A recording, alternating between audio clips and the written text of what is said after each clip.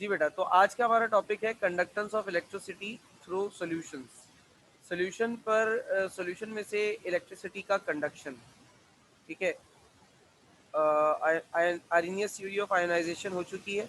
अच्छा, हमने इस हवाले से बात ऑलरेडी बेटा की हुई है कि जब हम किसी इलेक्ट्रोलिटिक सॉल्यूशन में, जैसे ये कैथोड लगा है, ये एक एनोड लगा है, इसमें जब हम करंट पास करते हैं,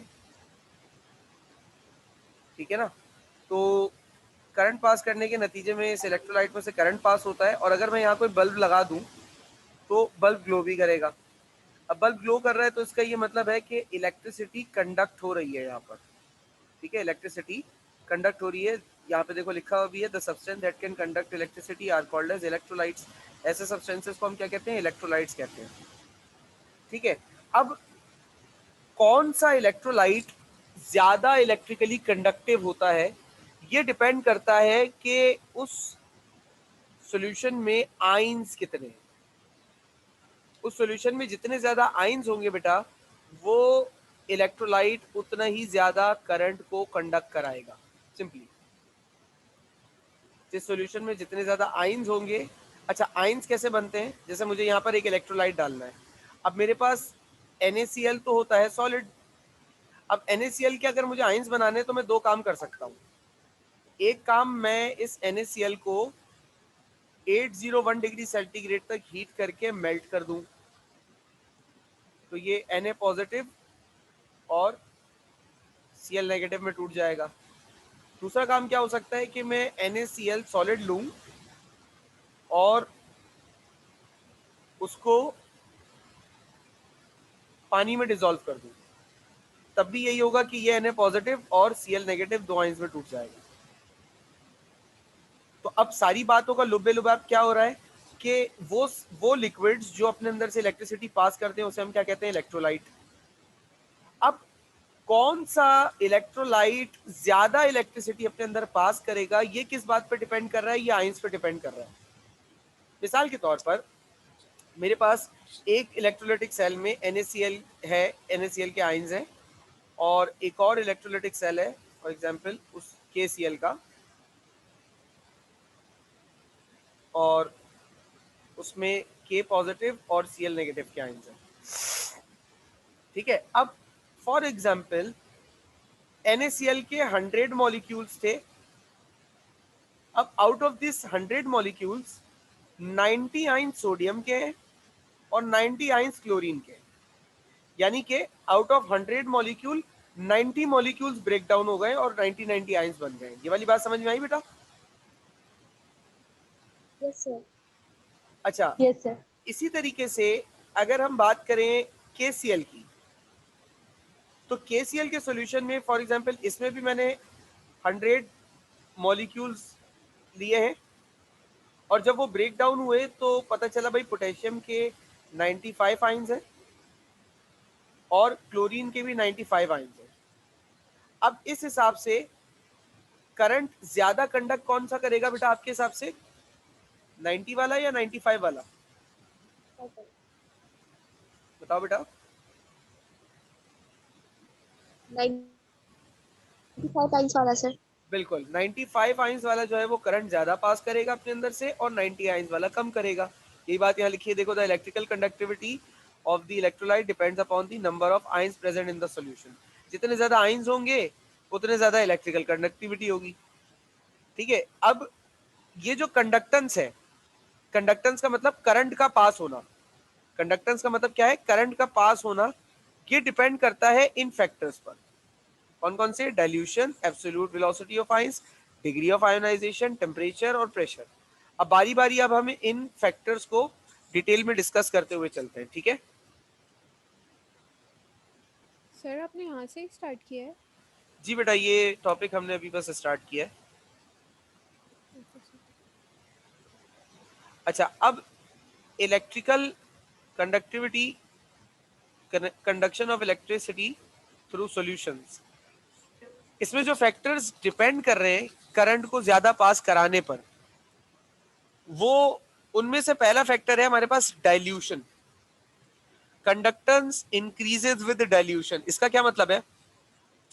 मतलब ये है कि कोई सॉल्यूशन जितना ज्यादा डाइल्यूटेड होगा, जितना ज्यादा डाइल्यूटेड होगा उसकी कंडक्टेंस उतनी ज्यादा होगी। अच्छा ऐसा क्यों सर कि डाइल्यूट होने से जो है वो वालेकुम अस्सलाम अनस, डाइल्यूट होने से जो है वो करंट ज्यादा पास होने लगेगा, मतलब कंडक्टेंस बढ़ जाएगी, ऐसा क्यों सर? बेटा ऐसा इसलिए क्योंकि जब हम डाइल्यूट करते हैं ना सॉल्यूशन को तो नंबर ऑफ आइंस बढ़ जाते हैं, number of ions increases with dilution, number of ions increases with dilution, dilute करोगे तो आपको मजीद जो है वो आइंस मिलेंगे। अब जितने ज्यादा आइंस मिलेंगे कंडक्टेंस उतनी हो जाएगी। ये बात अभी भी क्लियर नहीं हो रही सर, अभी समझाते हैं बेटा। देखो मिसाल के तौर पर, सर रिपीट कर दे प्लीज। जी बेटा मैं इसी बात को एक्सप्लेन आउट कर रहा हूँ। अब मिसाल के तौर पर मेरे पास ये एक ग्लास में पानी है, ठीक है। इस एक ग्लास पानी में मैंने 100 मॉलिक्यूल्स NaCl के डाल दिए और डिसॉल्व कर दिया। अच्छा जब 100 मॉलिक्यूल्स NaCl के डाले तो फॉर एग्जांपल अभी मैं यहाँ पर एब्सोल्यूट केस ले रहा हूँ, एब्सोल्यूट केस मतलब 100% केस ले रहा हूँ कि मैंने इसके 100 मॉलिक्यूल्स लिए और उनको जब डिसॉल्व किया तो 100 पॉजिटिव आइन और 100 नेगेटिव आइंस, 100 आइंस आ गए मेरे पास, ठीक है। 100 आइंस आ गए दोनों के। अच्छा अब अगर मैं एक बात बताओ, क्या कभी ऐसा होता है कि किसी सॉल्वेंट में आप दिल खोल कर जो है वो NaCl मतलब कोई भी चीज, चीनी है या कोई भी चीज डिसॉल्व करते रहो और हमेशा डिसॉल्व होता रहेगा, ऐसा होता है? No sir. मतलब एक वक्त नो आता है ना, सर। एक हद तक वो डिसॉल्व करता है उसके बाद वो डिसॉल्व करना छोड़ देता है, मतलब मजीद डिसॉल्व नहीं कर पाता। मिसाल के तौर पर जितना पानी अभी इस ग्लास में है इतना पानी सिर्फ और सिर्फ 100 मॉलिक्यूल्स को डिसॉल्व कर सकता है, इससे ज्यादा नहीं। अब अगर मैं इसके अंदर 100 मॉलिक्यूल्स NaCl के और डाल दूं तो क्या वो डिसॉल्व होंगे? No sir. नहीं होंगे। Very good. अच्छा नो अब सर नहीं होंगे। ओके बेटे वेरी गुड। अब एट द सेम टाइम मैं क्या करूं, यहां पे मैंने 100 मॉलिक्यूल NaCl के डाले, काफी देर तक स्टिर किया, मॉलिक्यूल्स डिसॉल्व नहीं हुए। अब मैंने क्या कर दिया, मैंने इसके अंदर वाटर डाल दिया। और अब वाटर वाटर ज्यादा डालने की वजह से क्या होगा, पहले इतने से पानी की सलाहियत थी 100 मॉलिक्यूल डिसॉल्व करने की, अब जब मैंने और पानी इसके अंदर डिसॉल्व कर दिया तो अब इसके अंदर और ज्यादा सलाहियत आ गई NaCl को डिसॉल्व करने की। अब ये जो 100 मॉलिक्यूल मैंने बाद में डाले थे, अब मिसाल के तौर पे ये 100 मॉलिक्यूल्स भी आयंस में टूट जाएंगे। पहले कितने आयंस थे? 100। कंडक्टेंस किस पे डिपेंड कर रही है? नंबर ऑफ आइंस पर। मेजर जो फैक्टर है वो याद रखना नंबर ऑफ आइंस पर, पिछली स्लाइड में बताया था। 100 आइंस ज्यादा इलेक्ट्रिसिटी कंडक्ट करेंगे बेटा या 200 आइंस, क्या लगता है आपको? 200 सर। 200। तो ये वजह है कि हम कहते हैं कि डाइल्यूशन करने से, यानी कि सॉल्यूशन को डाइल्यूट बनाने से कंडक्टेंस बढ़ जाती है। आसान लफ्जों में हम ये कह सकते हैं कि जैसे जैसे हम डाइल्यूशन बढ़ाते हैं वैसे वैसे नंबर ऑफ आइंस भी बढ़ जाते हैं। जब नंबर ऑफ आइंस बढ़ते हैं तो ऑटोमेटिकली कंडक्टेंस भी बढ़ जाती है। क्लियर हुआ बेटा? जी सर क्लियर है। जी सर। इन दोनों की जरूरत पड़ेगी ना, सॉल्वेंट भी डालना पड़ेगा और सॉल्यूट भी डालना पड़ेगा। ऑब्वियसली बेटा, ऑब्वियसली ऐसा ही है कि आप एक फिक्स सॉल्यूट के ऊपर रहते हुए मजीद सॉल्वेंट को अगर हम डालते जाए तो इतना इफेक्ट नहीं आता। अच्छा सम टाइम एक और चीज भी होती है बेटा, वो क्या कि देखो सर। जब, जी बेटा, सर मुझे एक दफा वो वाली बात दोबारा बता दें, वो 200 टाइम्स वाली। बेटा मैंने ये कहा कि जितने ज्यादा आइंस होंगे कंडक्टेंस उतनी ज्यादा होगी। तो पहले 100 आइंस थे NaCl में, मतलब NaCl के पानी में डिसॉल्व हुए हुए, मैंने 100 मॉलिक्यूल और डाले NaCl के, लेकिन वो डिसॉल्व नहीं हो सके कम पानी की वजह से। फिर मैंने उसमें और पानी ऐड कर दिया। जब मैंने और पानी ऐड किया तो उसकी वजह से वो जो ऐड होने वाले 100 मॉलिक्यूल थे वो भी डिसॉल्व हो गए। अब टोटल 200 आइंस हो गए। तो जब आइंस की तादाद बढ़ी तो ऑटोमेटिकली कंडक्टेंस भी बढ़ जाएगी, मैं ये कह रहा हूँ। ओके सर, ओके क्लियर है। ओके। अच्छा अब एक और चीज है बेटा एक सवाल अभी, एक बात अभी किसी स्टूडेंट ने कही थी, मैं सही सुन नहीं पाया कि सॉल्वेंट और सोल्यूट हमने दोनों बढ़ाना पड़ेगा तब ऐसा होगा। तो बेटा ऐसा जरूरी भी नहीं है कि आपको दोनों ही बढ़ाना पड़े हमेशा। अच्छा सर क्यों? देखो वो यूं कि जब हम पानी में NaCl को डालते हैं तो वो अपने आयंस में टूटता है।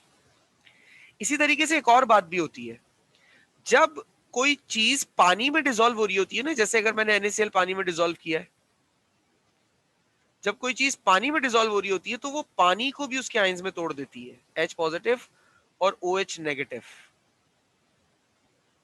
तो अल्टीमेटली आपके पास नंबर ऑफ आयंस की तादाद तो वैसे ही बढ़ गई ना। अब अगर मैं मिसाल के तौर पे सॉल्यूट ना भी ऐड करूं, मैं सिर्फ वाटर ही ऐड कर दूं, तो जैसे ही वाटर ऐड करूंगा तो वो वाटर इस सॉल्यूशन का ही हिस्सा बनेगा ना, पानी और NaCl के, तो उस वाटर के भी मॉलिक्यूल्स अपने आयंस में टूटने लगेंगे, तो ऑटोमेटिकली आयंस की तादाद बढ़ गई, कंडक्टेंस बढ़ गई। तो डाइल्यूशन करने से ये इस तरीके से भी हम देख सकते हैं। क्लियर हुई बात? जी सर। अच्छा जी, अब दूसरी बात जो है हमारे पास वो एब्सोल्यूट वेलोसिटी ऑफ आयंस है। तो एब्सोल्यूट वेलोसिटी ऑफ आयंस से क्या मुराद है? इसके लिए हम एक इलेक्ट्रोलाइटिक सॉल्यूशन एग्जांपल लेते हैं।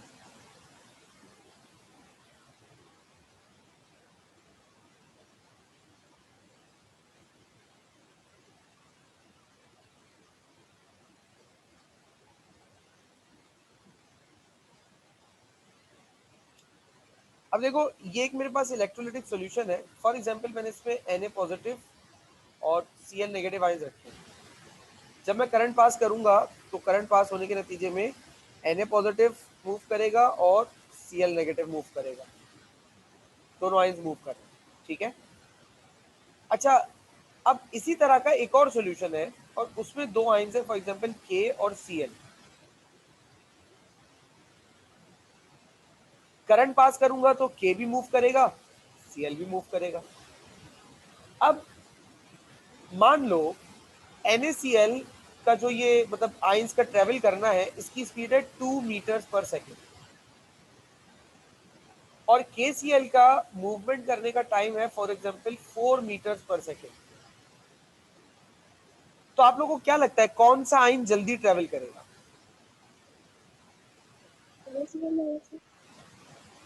कौन सा वाला? सर सर रिपीट कीजिए। KCl वाले।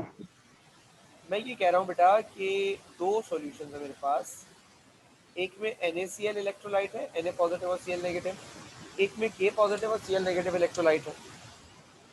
दोनों पे मैं करंट पास करता हूँ, दोनों में करंट पास होने के नतीजे में मान लो कि मैंने किसी तरह कैलकुलेट किया सोडियम के आयन की ट्रैवलिंग, सोडियम और क्लोरीन के आयन की ट्रैवलिंग स्पीड 2 मीटर पर सेकंड है और पोटेशियम और क्लोरीन के आयंस की ट्रैवलिंग स्पीड 4 मीटर पर सेकंड। तो आप लोगों के हिसाब से कौन से आयन ज्यादा तेजी से ट्रैवल कर रहे हैं, ये सवाल है। सर पोटेशियम एंड क्लोरीन वाले। Obviously sir potassium and chlorine वाले आयन जो है वो ज्यादा तेजी से ट्रैवल कर रहे हैं। बिल्कुल ठीक है बेटा, वेरी गुड। अच्छा, अब मुझे एक बात बताइए कि जब आयंस जल्दी ट्रैवल कर रहे हैं तो इसका मतलब करंट भी जल्दी फ्लो हो रहा है, क्या ख्याल है? जी सर। ट्रैवलिंग ऑफ आयन का मतलब ही यही है कि इलेक्ट्रिसिटी ऑफ फ्लो कर रही है। तो जब आयंस की ट्रैवलिंग स्पीड ज्यादा होगी तो इलेक्ट्रिसिटी की जो कंडक्टेंस है वो भी तो ज्यादा हो सकती है, होगी बल्कि। बात समझ में आ रही है बेटा? जी सर, यानी कि जब आयंस जल्दी ट्रेवल करेंगे तो इसका मतलब है कि कंडक्शन ज्यादा होगी। जी बेटा, बिल्कुल सही है, ऐसा ही। ठीक है। अच्छा, अब यहाँ पर जो इफेक्ट ऑफ टेम्परेचर आप देख रहे हो, generally on increasing temperature by 1 degree Celsius the conductance increasing by 2 to 2.5%। Conductance बढ़ जाती है इलेक्ट्रिसिटी पास करने पर। अब इसके एक वजह तो ये है, जब टेम्परेचर हम बढ़ाते हैं, देखो अगर मिसाल के तौर पे NaCl को मैंने पानी में डिसॉल्व किया है, ठीक है, और उसका फॉर एग्जांपल 30 डिग्री सेंटीग्रेड पर मैंने डिसॉल्व किया और for example 50 gram NaCl dissolve हो गया। अब अगर मैं सेम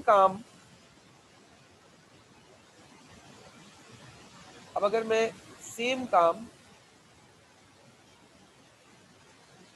यहां करूं H2O, तो लेकिन अब मैं यही काम मान लो 50 डिग्री सेंटीग्रेड पर कर रहा हूं। देखो 30 डिग्री सेंटीग्रेड पर 50 ग्राम NaCl डिसॉल्व हो रहा है, लेकिन दोबारा से आयंस जुड़कर NaCl बना सकते हैं, इसके चांसेस होते हैं। लेकिन अगर यही काम मैं थोड़ा ज्यादा टेम्परेचर पे करूंगा तो NaCl के जो आयंस बनेंगे ना, उनका दोबारा से जुड़कर NaCl बनाना थोड़ा मुश्किल हो जाएगा। अब एक ऐसा सॉल्यूशन जिसमें आयंस ज्यादा तादाद में वापस जुड़कर मॉलिक्यूल बना रहे, और एक ऐसा सॉल्यूशन जिसमें बहुत कम ही आयंस वापस न्यूट्रल मॉलिक्यूल फॉर्म कर रहे हैं, आपको क्या लगता है कि किसमें करंट ज्यादा फ्लो हो सकता है, ज्यादा आयंस वाले में या कम आयंस वाले में? सर कम आयंस वाले में। ज्यादा वाले में करेंगे ना, ज़्यादा क्योंकि जितने सर ज्यादा आयंस होंगे करंट उतना ज्यादा फ्लो होगा, और ज्यादा आयंस जो रहने की जी सर, कंडीशन तो है द वो high number of temperature. Ions वो तो डायरेक्टली प्रोपोर्शनल होता है ना। वेरी गुड बेटा, बिल्कुल ऐसा ही है। Number of ions is directly proportional to conductance. अब जितने ज्यादा आयंस होंगे उतने ज्यादा कंडक्टेंस होगी, तो हाई टेम्परेचर पर आयंस बने रहने की जो सलाहियत है ना वो ज्यादा होती है as compare to low temperature. ये चीज कह रहे हैं। क्लियर हुई बात? जी सर। कोई सवाल या कंफ्यूजन किसी को भी? ठीक है, तो आगे चलते हैं।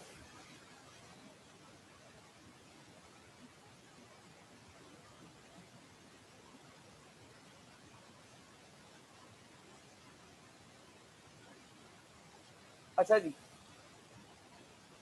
अब डिग्री ऑफ आयोनाइजेशन पर भी कंडक्टेंस डिपेंड करती है। अब what is degree of ionization? और फिर इसमें दो टाइप्स आती हैं, स्ट्रॉन्ग इलेक्ट्रोलाइट और weak electrolyte. Degree of ionization से मुराद है how much ions are form,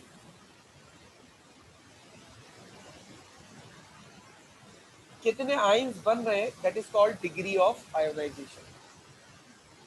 ठीक है, ओके। अब इस बात को जरा सा समझते हैं। देखो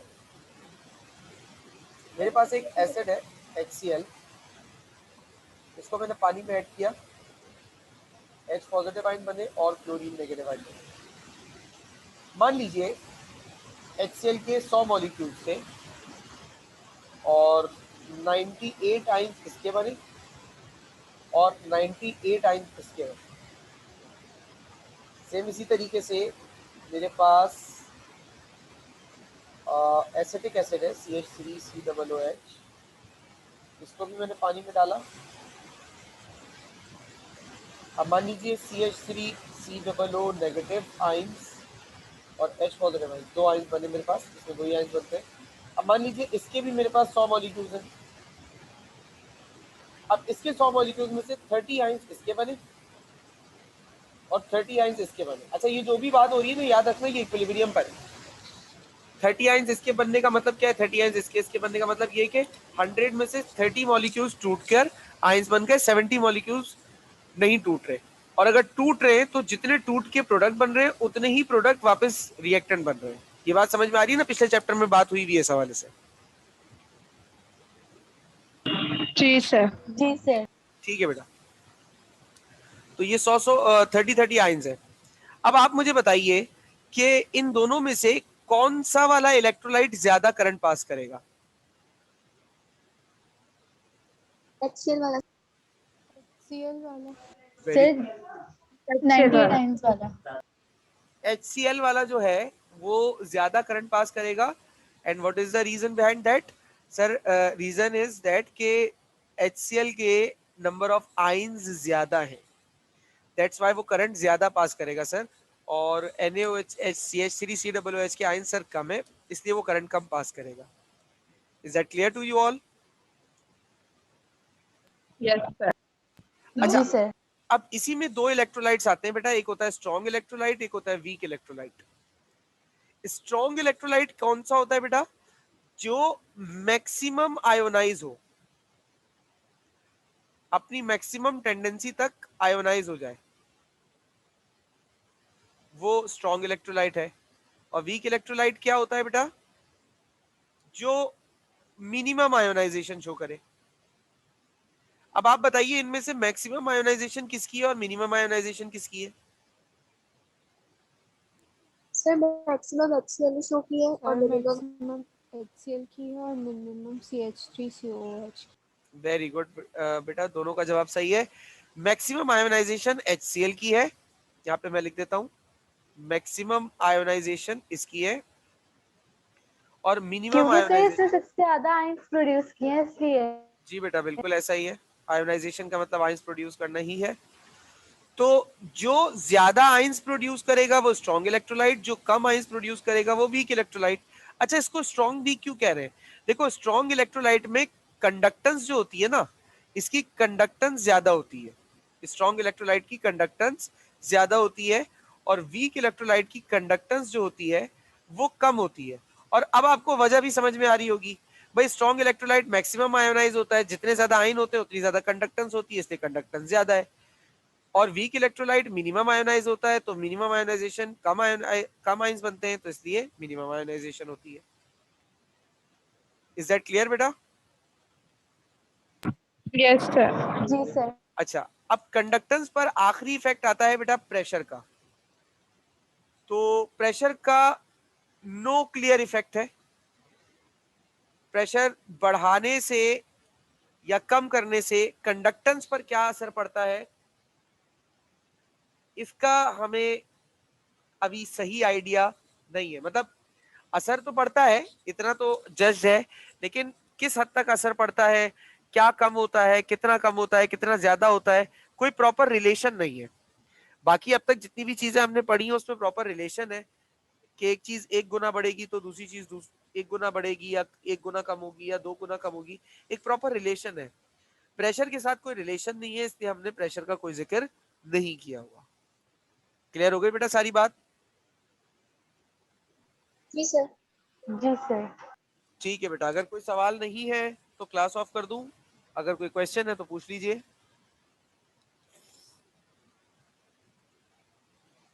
सर फर्स्ट वाली स्लाइड रिपीट करना। अच्छा बेटा, एक काम करें, इसका स्क्रीनशॉट ले लें।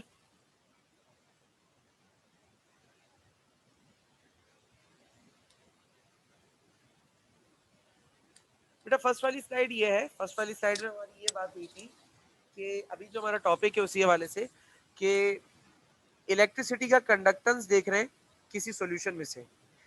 तो पहली बात ये हुई थी कि वो सब्सटेंस जो अपने अंदर से इलेक्ट्रिसिटी पास कर ले उसे इलेक्ट्रोलाइट कहते हैं, ठीक है, if it is in liquid state, शर्त ये है कि वो लिक्विड स्टेट में हो। और जो इलेक्ट्रिकल कंडक्टिविटी होती है वो नंबर ऑफ आइंस पर डिपेंड करती है, जितने ज्यादा आइंस होंगे उतनी ज्यादा कंडक्टेंस होगी। बस ये बात हुई है, और यही बात थ्रू आउट तमाम स्लाइड्स में हुई है। क्लियर है बेटा? जी सर।